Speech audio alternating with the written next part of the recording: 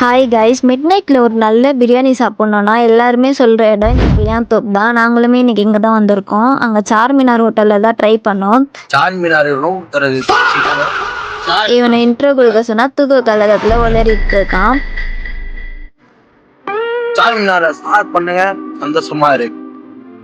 ஆமாங்க, நாங்களுமே இன்றைக்கி சார் பண்ண தான் இங்கே வந்தோம். நாங்கள் வரும்போது தான் சுட சுட செஞ்சிட்டு இருந்தாங்க. நாங்கள் எல்லாமே ஆர்டர் சொல்லிட்டு மேலே போயிட்டு இடம் பிடிக்க உட்காந்துட்டோம். 1 by 1 எடுத்துகிட்டு வந்தாங்க.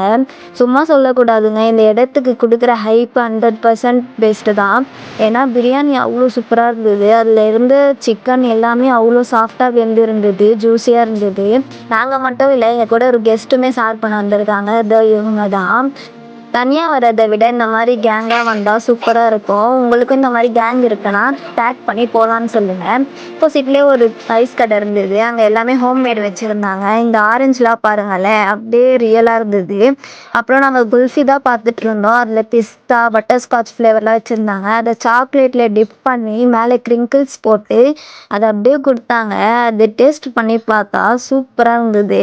அப்படியே ஒரு கோலி சோடா வாங்கி குடிச்சிட்டு கிளம்பிட்டோம். இந்த மாதிரி மோர் வீடியோ பார்க்கணும்னா உங்களுக்கு சூப்பராக ஃபாலோ பண்ணிக்கோங்க. இந்த மாதிரி மோர் வீடியோஸ் பார்க்க என் பேஜை ஃபாலோ பண்ணிக்கோங்க.